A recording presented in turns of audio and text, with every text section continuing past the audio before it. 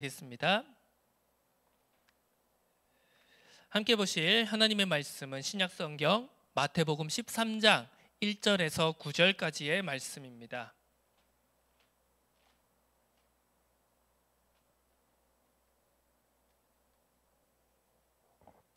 제가 가지고 있는 성경 신약성경 20페이지에 있습니다. 마태복음 13장 1절에서 9절까지의 말씀입니다.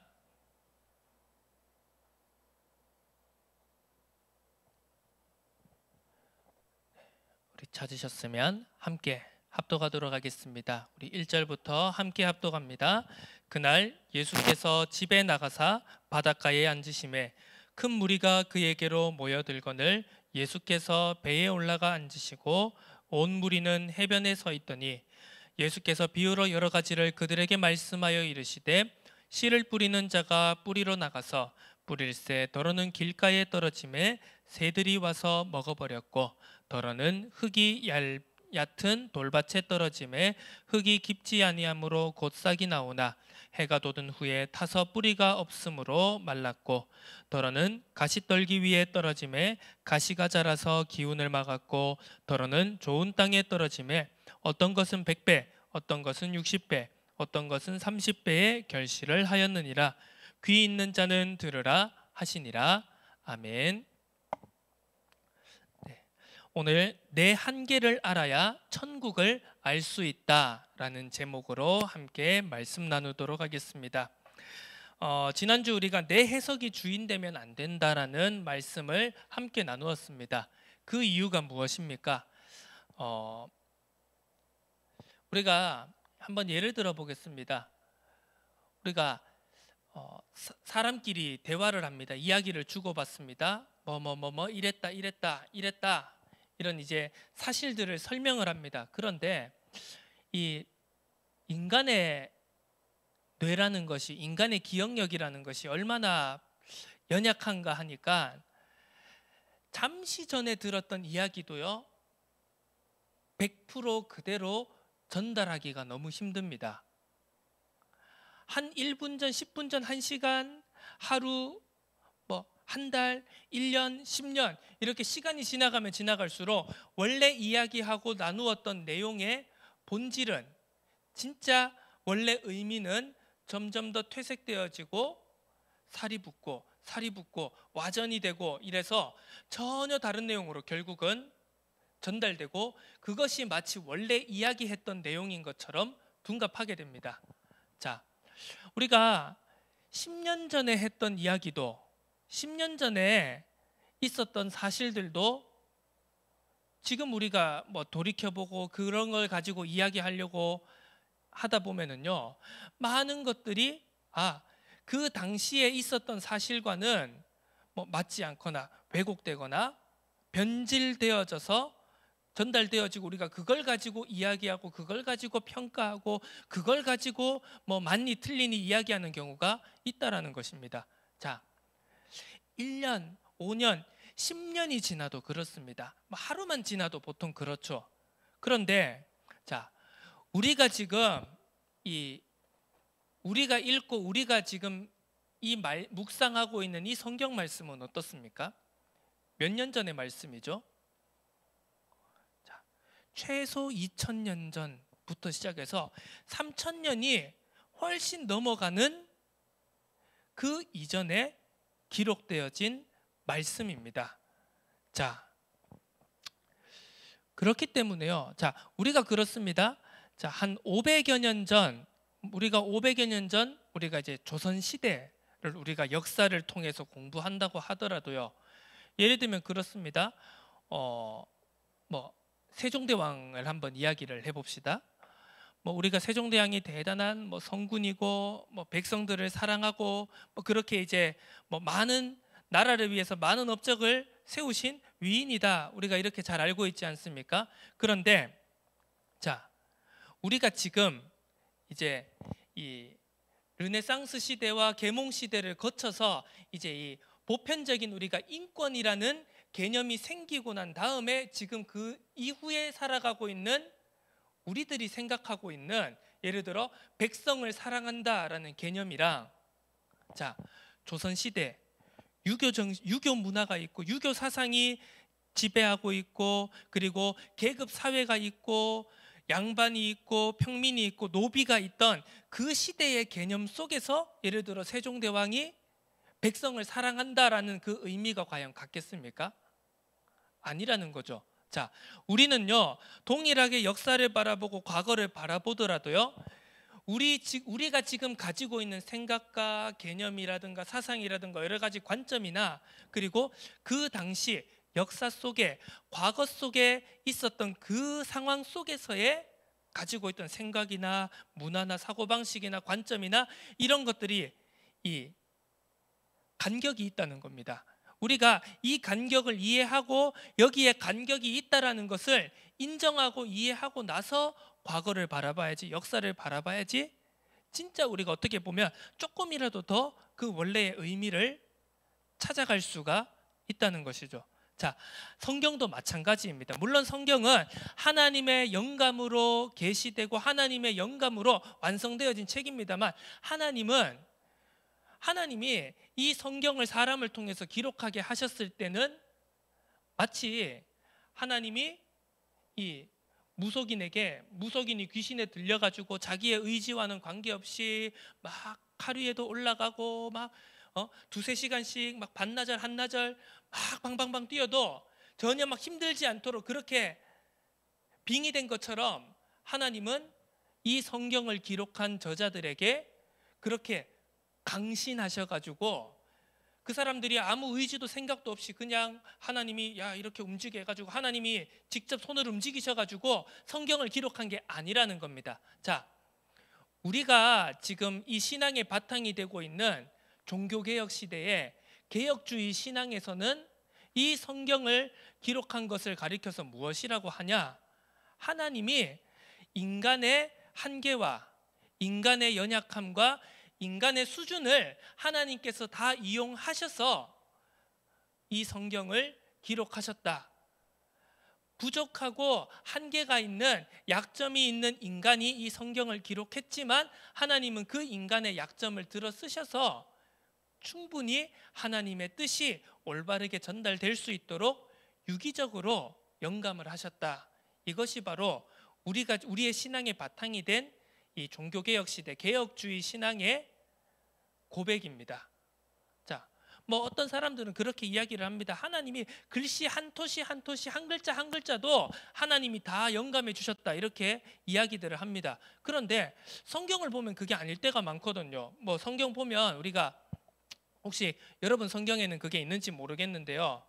뭐 폰으로나 이제 폰에 있는 어플로 성경을 보시는 분들은 이제 익숙하지 않으실지 모르겠지만 이 종이로 된 책으로 된 성경 밑에 보면은요 뭐 여러 가지 각주들이 나와 있습니다. 뭐 보면은요 뭐 이렇게도 해석할 수 있음, 뭐 어떤 사본에는 이런 구절이 없음, 뭐 이런 이제 밑에 주석들이 각주들이 달려 있습니다. 혹은 예를 들어 숫자가 기록된 내용 있지 않습니까? 뭐 누구와 누구가 전쟁을 했는데 그날에 뭐 5만이 죽었더라, 이렇게 되어 있으면요 그 밑에 가끔씩 각주가 달려 있는 게 있습니다. 어떤 사본에는 뭐 500이라고도 적혀 있음.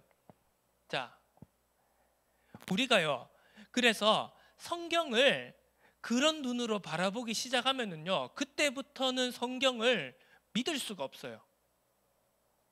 자, 하나님이 한 글자 한 글자 한 토시 한 토시 하나님이 다 사람의 손을 주관하셔가지고 한 글자 다 오류가 없이 기록하게 하셨다라고 우리가 믿으려면은요 하나님이 오류가 있다는 걸, 하나님이 실수를 할 수가 있다는 걸 인정할 수밖에 없게끔 지금 우리가 결과물로 지금 우리의 손에 들려진 이 성경은 그렇게 기록되어 있다는 겁니다. 그럼 우리가 이 성경을, 하나님의 말씀을 어떻게 이해해야 될까요? 그렇기 때문에 하나님은 인간의 연약함을 인정하셨다는 겁니다. 하나님은 하나님이 쓰실 하나님의 사람들의 연약함과 한계와 여러 가지 상황들을 하나님이 인정하셨지만 하나님이 그들을 통해 그들의 손을 통해서 기록하신 걸 가지고 하나님은 하나님이 우리에게, 하나님의 백성들에게, 구원받을 자들에게 전하고자 하는 하나님의 뜻을 한치의 오차도 없이 전달되도록 영감하시고 인도하셨다는 사실입니다. 우리가 그 신앙을, 그 고백을 정확하게 할 수 있어야 되는 겁니다. 자, 성경은 2, 3천여 년 전에 기록된 내용입니다. 여기에는요, 언어적인 지리, 역사, 문화, 환경, 그런 모든 것들이요, 지금과는 다르다라는 거죠. 어떻게 보면 우리나라의, 지금 대한민국의 유교적인 사상을 가지고 성경을 바라본다면요, 이 성경 속에서 걸리는 것들이 너무나도 많다는 겁니다. 자, 그래서요, 내 해석이 주인되기 시작하면은요, 원래의 뜻과는 전혀 다른, 전혀 상관없는 적용이 얼마든지 가능하다는 것입니다. 가장 쉬운 예가 구약의 음식법 아닙니까? 뭐 돼지 먹지 마라, 되새김질 못하는 동물은 먹지 마라, 굽이 갈라지지 않은 것들은 뭐 먹지 마라, 핏째 먹지 마라, 생선도 비늘이 없는 건 먹지 마라. 자, 예를 들어 그 구약의 음식법을요, 똑같이 그냥 1차원적으로 평면적으로 지금 우리들의 삶에 적용하고 대입하면 어떻게 될까요? 맥이 못 먹겠죠. 뭐 굽이 갈라지지 않는 돼지 당연히 못 먹겠죠. 우리가 진짜 좋아하는 삼겹살, 성경이 구약이 말하는 대로 돼지 먹지 말라 해서 그대로 안 먹으면은요, 이게 뭡니까? 그게 이제 바로 성경을 잘못 이해하고 잘못 적용하고 해석했다라는 거죠. 자, 그래서 이 내 해석이 주인 된다는 것은요, 다른 말로 또 표현하자면 한계가 없다는 것입니다. 자, 내 해석이 주인 되면은요, 내가 말씀을 바라보고 내 기준으로, 내 생각으로, 내 경험과 내 틀 안에서 이 말씀을 해석하고 적용하기 시작하면은요, 그때부터는 한계가 없어집니다. 다른 말로는 브레이크가 없다는 것과 마찬가지입니다. 자, 우리가 마태복음 10장에서 종이 주인보다 크지 못하다는 것을 기억하라라는 주님의 말씀을 우리가 기억하고 있을 것입니다. 자, 주인은 한계가 없죠. 당연합니다. 주인이니까요. 주인이니까 주인의 마음껏 모든 것을 할 수가 있습니다. 그런데 종은 어떻습니까? 종은 한계가 있습니다. 아니, 종은 한계가 있어야 됩니다. 어떤 한계 말이죠? 바로 주인의 생각과 주인의 의도, 주인의 뜻이라는 테두리 안에서 종은 있어야 하는 것입니다. 자, 만약에 종이 한계가 없다면 어떻게 될까요? 종이 한계가 없으면요, 열심히 하는데, 내가 주인을 위해서 내 열심을 다해서, 생을 다해서 내가 열심히 일해야지 하는데, 종이 한계가 없으면 어떻게 됩니까? 반드시 주인이 원래 뜻했던 그 범위를 벗어나게 됩니다. 뭐 흔히 그걸 우리가 요즘 세상말로 하자면 과잉충성이다, 그렇게 이야기할 수 있겠죠. 막 내가 모시는 상사를, 내가 모시는 사람을 위해 가지고 막 내가 열심히 해야지 그러는데, 그 결과가 어떻게 됩니까? 오히려 자기가 모시는 사람에게 해가 되는 그런 결과를 낳게 될 때가 많습니다. 우리가 세상을 보면. 그걸 과잉충성이라고 하죠. 과잉충성을 하면은요, 안 하는 이만 못하는 결과를 초래하게 됩니다. 자, 우리가 성경을 내 기준대로, 내 생각대로, 내 틀대로, 내 방식대로 해석하고 적용한다면은요, 열심히 하는 것 같은데요, 최선을 다하는 것 같은데, 내 생을 드리는 것 같은데, 결국은 나중에 가면 그 결과물은 하나님의 뜻과 하나님이 원하시는 것과는 상관없는 결과물, 열매를 얻게 될 가능성이 매우 높다는 것을 우리는 기억해야 합니다. 자, 그래서 이 틀린 해석과 적용의 문제를 해결하려면 어떻게 해야 됩니까? 바로 내 한계를 인정해야 됩니다. 내가 연약하다는 것을, 내가 부족한 인간이라는 것을, 내가 아무리 노력해도 내 열심을, 내 수고를, 내 최선을 다하더라도 반드시 실수가 있을 수밖에 없다라는 그 인간의, 연약한 인간의 한계를 인정하고 말씀 앞에 서는 것이 바로 틀린 해석과 적용의 문제를 해결하는 방법이 될 것입니다. 내 해석이 주인되는 것을 막는 방법일 것입니다. 무엇이죠? 한계를 인정한다는 것, 말씀 앞에 서야 한다는 것, 바로 울타리를 치는 것과 마찬가지입니다. 그래서 우리는 그 울타리를 무엇이라고 부릅니까? 초대교회 시대에 그 사도들과 그 초대교회 성도들과 그리고 바울의 전도운동, 그리고 그 바울의 뒤를 이은, 그리고 그 수많은 사도들의 뒤를 이은 제자들과 교부들, 그들이 치열하게 핍박과 고난의 시기를 거쳐가면서 형성해 왔던 그리스도의 복음의 말씀, 바로 그것이 정리되어진 것을 우리는 신앙 고백이고 교리라고 부릅니다. 그래서 그것이 우리의 울타리가 되는 것이죠. 그 울타리를 벗어나게 되면 흔히 우리가 말하는 이단이 되는 것입니다. 자, 우리를 왕같은 제사장으로, 우리를 만인 제사장으로 부르셨다라고 종교개혁의 신앙 고백은 말하고 있습니다. 자, 우리 모두는요, 말씀을 해석하고 말씀을 적용할 수 있는 권리가 있습니다.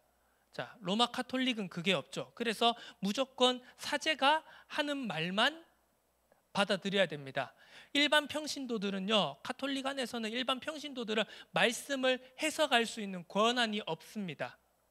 그래서 자, 가장 밑에 있는 가장 평사제가 말씀을 해석하고 선포한다고 해도, 예를 들어 교황이, 로마 바티칸이, 주교가, 추기경들이 그 말씀 해석 잘못된 거야 라고 하면 그 말씀 해석은 잘못된 겁니다. 그런데 우리는 뭡니까? 성령의, 각 사람이 성령의 은사를 받아서 우리 모두가 말씀을 읽고 말씀을 해석하고 이해하고 적용할 수 있는 은사가 우리 모두에게 주어졌다는 것이죠. 자, 근데 그 말씀을 해석하고 적용하고 받아들일 수 있는 그 은사가 어떤 울타리 안에요? 올바른 신앙 고백과 올바르게 정립되어진 교리라는 울타리 안에서 해석되어야 된다는 겁니다. 적용되어야 된다는 겁니다. 자, 신학이라는 것이 있습니다. 올바른 신학, 우리가 흔히 말하는 종교개혁의 개혁주의적인 신학, 그 신학의 범위 안에서 우리가 말씀을 해석할 수 있어야 된다는 겁니다. 그 외에도 세상적인 것들이 있죠. 역사적인 부분, 지리적인 언어, 문화적 배경, 이런 것들을 다 참고해서 말씀을 볼 수 있어야 됩니다. 그러면서 지금 시대에는 뭐죠?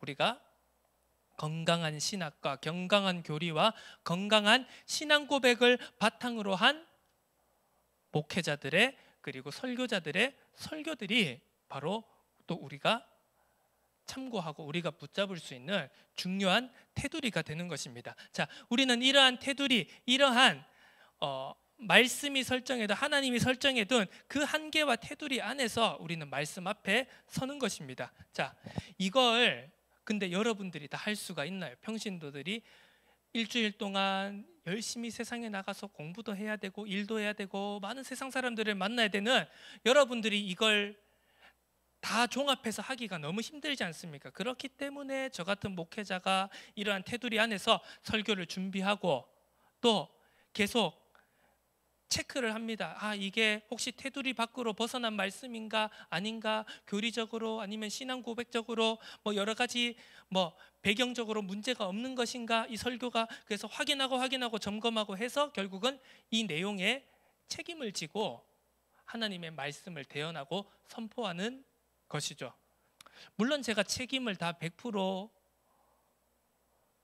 완수했다라고 말하기는 저도 어렵겠죠. 저도 연약하니까, 저도 부족한 인간이기 때문에 어디에 한순간 실수와 체크 못한 부분이 있을 수도 있겠습니다만, 그렇기 때문에 저도 말씀을 준비하고 이 말씀 앞에 서서 기도하는 것입니다. 부족한 연약한 인간이 하나님의 말씀을 전할 때 하나님의 말씀이 정확하게 사실적으로 100% 성령의 인도하심으로 듣는 자들에게 역사할 수 있도록 기도하는 것입니다. 자, 오늘 성경의 틀과 배경, 오늘 설교의 틀과 배경도 저의 창작이 아닙니다. 원래 있는 배경과 테두리 안에서 준비하고 참고한 것이겠죠. 자, 그 가운데서 내게, 그리고 우리 대학 청년부에게, 이 말씀을 듣는 사람에게 적용하고 올바르게 적용하고 깊이 묵상해 볼 수 있는 은혜의 시간이 되어지기를 축원합니다. 자, 오늘 오늘 본문의 씨 뿌리는 비유, 우리가 마태복음 13장에 이 씨 뿌리는 비유를 살펴보기에 앞서서 이 마태복음 13장의 전체 주제를 우리가 먼저 살펴보고 이해할 필요가 있습니다. 자, 이 마태복음 13장의 전체적인 주제는 바로 천국 비유입니다. 예수님께서 제자들에게, 무리들에게 말씀을 하시면서 천국에 대해서 말씀하십니다. 그러면서 이 천국을 비유로 설명하셨습니다. 자, 이 천국을 우리가 다른 말로 하면 바로 하나님의 나라입니다. 자, 자칫 잘못하면 우리가 이 천국이라는 말을 들을 때요, 우리가 우리의 신앙으로 이것을 해석하고 이해하지 않으면 자칫 잘못하면 무엇입니까? 천당 혹은 극락, 우리가 가지고 있는 우리 이 대한민국이라는 나라와 우리가 가져왔던 과거들과 역사들과 그리고 우리의 배경이 되었던 그런 모든 역사와 문화들을 가지고 자칫 다르게 생각하면은요, 이 천국이라는 것을 극락이다, 좋은 곳으로 간다, 우리가 자칫하면 이렇게 생각할 수가 있습니다. 하지만 자, 이 천국이라는 것은 바로 이 마태복음과 이 성경에서는 하나님의 나라라는 의미로 해석되고 있다는 겁니다. 자, 하나님의 나라다. 하나님의 나라를 비유로 설명하고 계신 것입니다. 자, 오늘 이 씨 뿌리는 비유를 살펴보면은요, 자, 두 가지 큰 것이 나오죠. 씨와 그리고 땅에 대해서 나옵니다. 자, 씨를 뿌리고요, 씨를 뿌리는 자가 씨를 뿌리고 그 씨가 여러 종류의 땅에 떨어지고 있습니다. 그래서 이 씨를 바로 천국 복음이라고 이제 이 마태복음 13장 본문은 말씀하고 있는 겁니다. 천국 복음, 바로 하나님의 말씀을 의미하는 것이죠. 그리고 그 땅은 무엇입니까? 그 씨가 떨어진 땅은 바로 그 천국 복음을 받았을 때 개인이 말씀에 대해서 어떻게 반응하는지를 비유한 것입니다. 자, 그래서 이 천국이 바로 하나님의 나라다. 이 배경을 가지고, 이 이해를 가지고 우리가 이 말씀을 생각해 봐야 되는 것이죠. 자, 그러면서 이제 또 중요한 이 마태복음 13장 씨 뿌리는 비유에 대해서 또 중요한 포인트가 하나 있습니다. 바로 마태복음 13장 13절에서 15절입니다. 자, 예수님께서 무리와 제자들을 다 모아놓고 비유로 하나님의 나라를 설명하셨습니다. 그러면서 9절에 뭐라고 했죠? 귀 있는 자는 들으라 하시니라. 그런데 이 비유가 끝나고 나서 제자들이 따로 예수님 앞에 나아가서 이렇게 질문하는 겁니다. 예수님, 주님, 어찌해서 그들에게 비유로 말씀하셨습니까? 이 말은 어떤 의미일까요? 아니, 주님, 명확하게 그냥 직설적으로 설명하시면 되지요. 왜 비유로 이렇게 돌려가면서 말씀하셨나요? 이렇게 제자들이 질문한 것이죠. 그러면서 그 질문에 예수님께서 대답을 하시죠. 13절에서 15절. 그러므로 내가 그들에게 비유로 말하는 것은 그들이 보아도 보지 못하며 들어도 듣지 못하며 깨닫지 못함이니라. 이사야의 예언이 그들에게 이루어졌으니 일렀을 때 너희가 듣기는 들어도 깨닫지 못할 것이요 보기는 보아도 알지 못하리라. 이 백성들의 마음이 완악하여져서 그 귀는 듣기에도 나고 눈은 감았으니 이는 눈으로 보고 귀로 듣고 마음으로 깨달아 돌이켜 내게 고침을 받을까 두려워함이라 하였느니라. 어떤 말씀을 인용했습니까? 바로 구약성경 이사야 6장의 말씀을 인용했습니다. 이사야 선지자가 요시야 왕이 죽고 난 후에 하늘 보좌의 그 권세가 이사야에게 임했습니다. 그때 엎드렸고 내가 죽을 자로다, 내가 인간으로서 살아계신 하나님을 배웠다, 숯불을 입술에 대고 네 죄가 사해졌다. 그러면서 그 뒤로 하나님이 이사야에게 선지자의 사명을 지금 주시는 장면이죠. 그러면서 하나님이 이사야에게 좀 이해하기 힘든 말씀을 하십니다. 네가 가서 백성들에게 전해라 하지만 그들이 듣지 않을 것이다. 가서 전해라 하지만 그들이 이해하지 못할 것이다. 참 어떻게 보면 이사야로서는 이해하고 납득하기 힘든 말 아니겠습니까? 아니, 분명히 하나님이 명령하셨어요. 가서 백성들에게 전하라. 그런데 네가 전해도 안 들을 것이고 이해 못할 것이다라고 어떻게 보면 하나님이 이사야 선지자가 말씀을 선지자 사역을 시작하기도 전에 이미 결론을 내려놓으신 겁니다. 어떻게 받아들이자면 네가 열심히 해도 성과가 없을 것이다.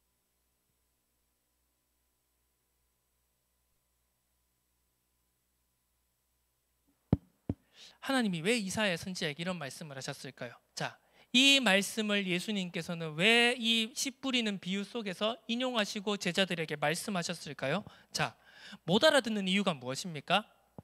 자, 우리가 예를 들면은요, 우리끼리 대화를 해도 지금 우리가 대화를 사람끼리 대화를 해도 그렇습니다.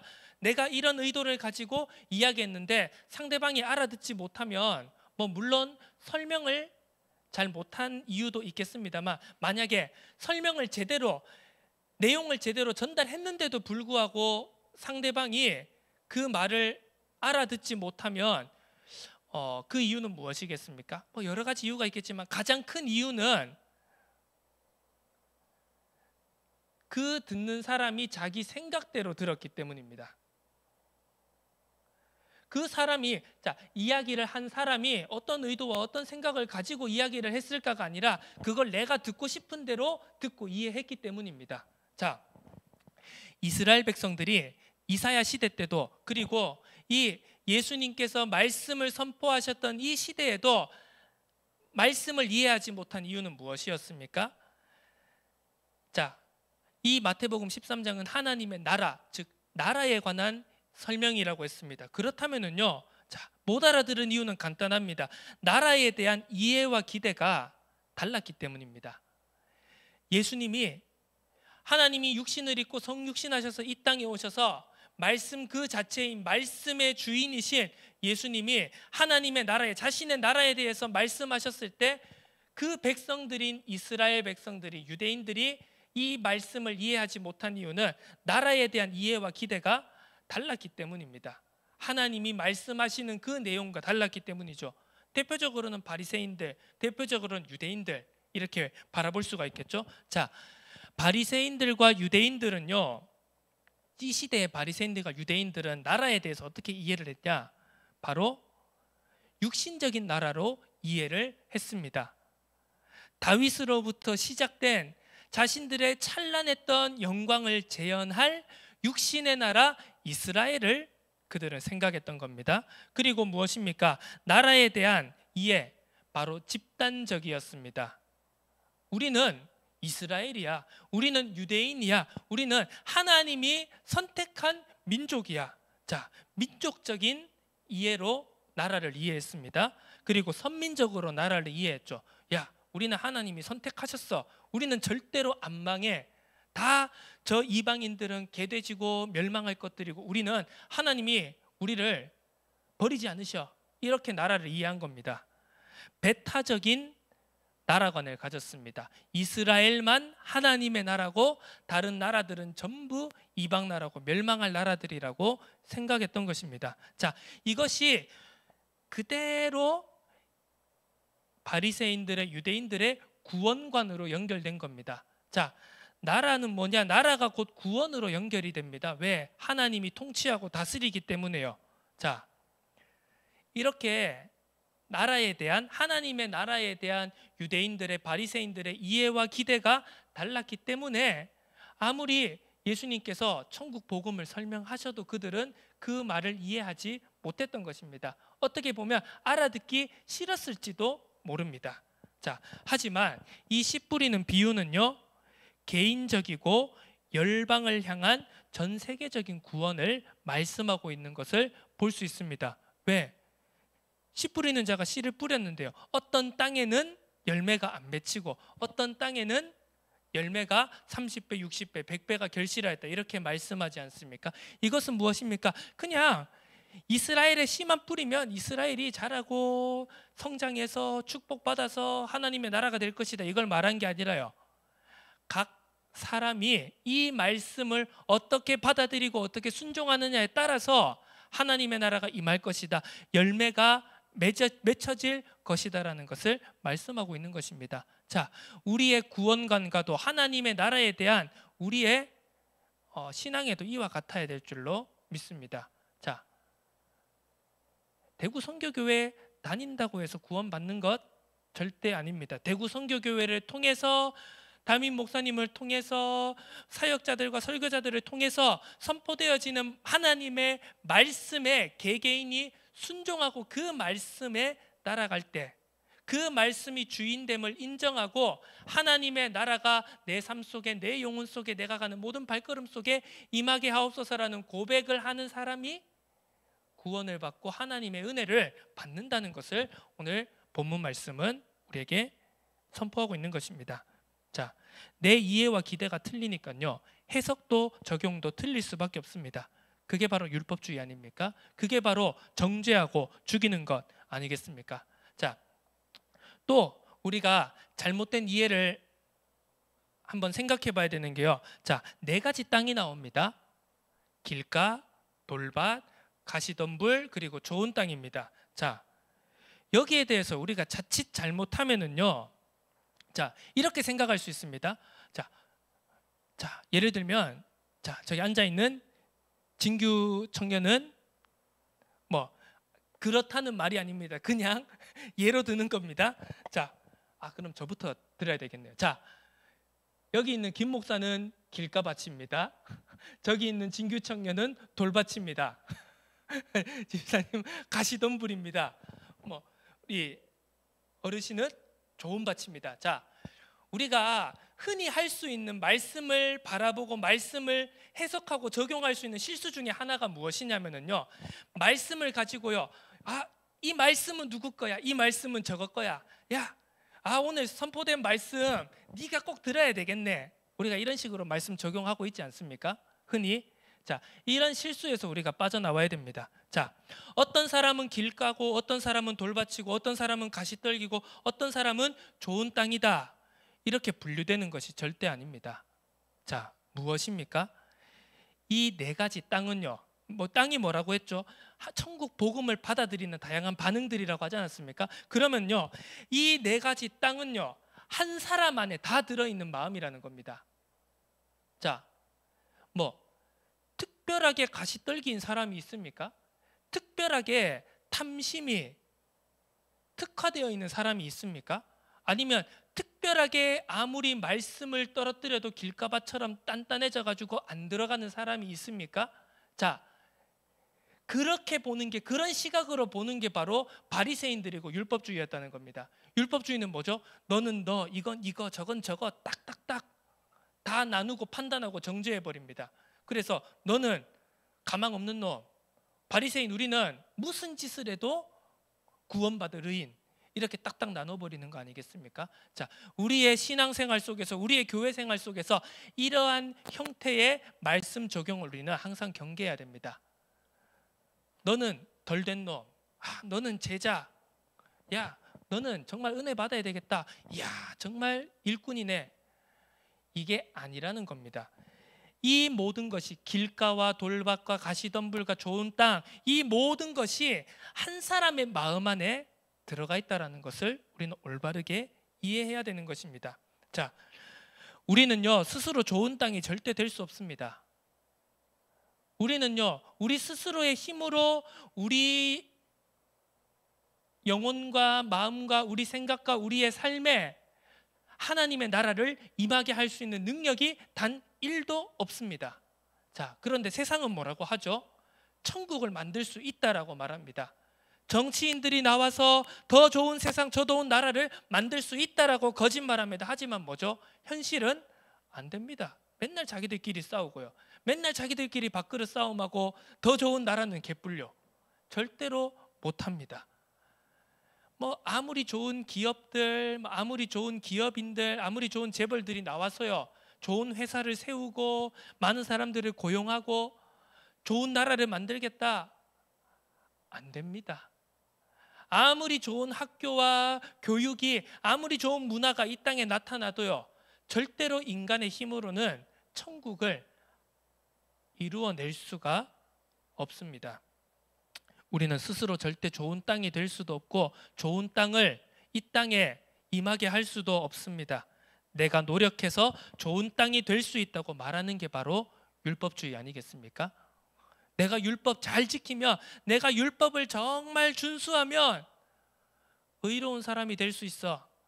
이것이 바로 율법주의 아니고 이게 바로 틀린 말씀의 해석과 이해 아니겠습니까? 내가 주인 되어져서 스스로 할 수 있다라고 달려가면 브레이크 없이, 한계 없이 말씀을 내 멋대로 해석하고 틀리게 적용할 수밖에 없습니다. 자, 말씀을 마무리하도록 하겠습니다. 예수 그리스도가 좋은 땅입니다. 아멘이십니까? 예수 그리스도가 바로 좋은 땅입니다. 주인된 나는 죽고 내 안에 그리스도가 살 때 바로 좋은 땅이 임하게 됩니다.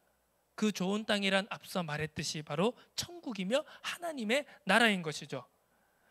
하나님의 나라가 무엇입니까? 천국이 무엇입니까? 그냥 내가 하하호호할 수 있는 아름다운 곳이 천국입니까? 그게 아니죠. 바로 하나님의 다스림이, 하나님의 통치가 임하는 곳이 하나님의 나라라는 것입니다. 창세기 1장 27절에서 28절에 원래 하나님이 이 땅을, 천지 만물을 창조하시고 인간을 하나님의 형상대로 창조하신 그 모습대로 하나님의 통치가 완전하게 이루어지는 그 모양대로 회복되는 것, 그것이 바로 우리가 붙잡고 우리가 추구하고 우리가 소망하며 달려가야 될 하나님의 나라의 모습이라는 것을 우리가 절대로 놓치지 마시기 바랍니다.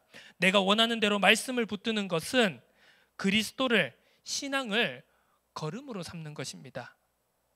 자, 혹시 한번 우리가 질문해 봐야 되겠습니다. 스스로 질문해 보시기 바랍니다. 나는 예수를, 나는 이 믿음을 내가 주인된 땅에, 자, 내가 고르고 골라서 선택한 땅에 예수를 걸음으로 뿌리고 있지는 않습니까? 자, 많은 사람들이요, 많은 세상 사람들은요, 내 목표를 가지고 내가 원하는 것을 미리 설정해 놓고 그 다음에 모든 수단을 동원합니다. 그게 학벌이 될 수도 있고요, 그게 돈이 될 수도 있고요, 그게 인맥이 될 수도 있고 어떤 배경이 될 수가 있습니다. 자, 그걸 가지고 와서 내 목표를, 내 성공을, 내가 원하는 것을 이루려고 그것을 걸음으로 뿌립니다. 그게 세상의 방법이죠. 세상 사람들이 살아가는 모습입니다. 그런데 우리도 혹시 똑같이 그러고 있지는 않습니까? 모양만 다르게, 예수라는 것, 신앙이라는 모양만 다르게 가지고 와서 그 예수를, 우리의 신앙을 내가 선택해 놓은 그 땅에 걸음으로 뿌리고 있지 않습니까? 죄송합니다만 열심히 뿌려 보시기 바랍니다. 10년, 20년, 30년 예수를, 신앙을 걸음으로 뿌려 보시기를 바랍니다. 아마 열매는 나타나지 않을 것입니다. 혹은 열매가 맺어졌다고 해도 그것은 성경이 말하는, 하나님이 말씀하시는 결실은 아닐 것입니다. 자, 예수를 우리는 좋은 땅으로 내 인생에 모셔야 됩니다. 예수 그리스도가 바로 내가 씨를 뿌리고 내 마음속에 예수 그리스도가 임할 때, 예수 그리스도가 주인 되어질 때 바로 내 마음이, 내 영혼이, 내 삶이, 내 인생이 바로 30배, 60배, 100배의 결실을 맺는 하나님의 나라가 되어질 줄로 믿습니다. 신앙에 대한 이해와 기대가 틀린 방향으로 나아갈 때 믿음으로 모든 것을 할 수 있다 외치지만 하나님과 상관이 없다라는 삶이 되면 안 되겠죠. 하나님의 나라와 그가 원하시는 방향의 나를 내려놓을 때 비로소 내 인생에 참 좋은 땅, 천국, 하나님의 나라가 임하게 될 것입니다. 우리는 내 한계를 인정해야 됩니다. 내 한계 없다고, 나는 모든 것 할 수 있다고 신앙이라는 이름으로, 예수의 이름으로 한계 없이, 브레이크 없이 말씀을 내 식대로 해석하고 적용하면서 다른 박질에 나아가는, 결국은 고꾸라질 수밖에 없는 틀린 신앙생활에서 우리가 벗어나야 될 줄로 믿습니다. 내 한계를 인정하고 고백하고 하나님이 주신 말씀의 언약의 테두리 안에서 비로소 한계를 뛰어넘는 은혜의 삶이 되시기를 주님의 이름으로 축원합니다. 우리의 신앙은요, 모순 같습니다. 우리가 완벽하지 않거든요. 그런데 하나님은 우리 보고 완전하라, 거룩하라라고 말씀하십니다. 어떻게 그렇게 할 수 있을까요? 바로 우리가 전적으로 말씀 앞에, 전적으로 우리의 주인 되신 그리스도 예수 앞에 우리를 내려놓고 의지할 때 비로소 우리는 거룩해지고 완전해질 수 있음을 우리가 말씀을 통해서 깨닫고 누리는 은혜가 있기를 주님의 이름으로 축원합니다. 기도합니다. 하나님 아버지 감사드립니다. 우리의 연약함, 우리의 부족함을 알고 인정하고 고백하면서 우리가 좋은 땅을 기경할 수 없음을 인정하고 고백하는 은혜가 있기를 소원합니다. 내 영혼에, 내 마음에, 내 삶에, 내 발걸음에 좋은 땅 대신, 옥토 대신 예수 그리스도께서 임하는 은혜가 넘쳐나게 하여 주옵소서. 그 가운데서 내 삶에 하나님의 나라가 임하게 하시며 그 속에 말씀의 씨앗이 뿌려질 때 100배, 60배, 30배의 하나님이 원하시는 아름다운 영광의 열매가 맺어질 수 있도록 축복하여 주시옵소서. 이번 한 주간도 말씀 앞에 우리가 종으로 하지만 친구로 서게 될 줄로 믿사오니 그 은혜가 풍성하여지도록 은혜 내려 주옵소서. 감사드립니다. 예수 그리스도의 이름으로 기도합니다.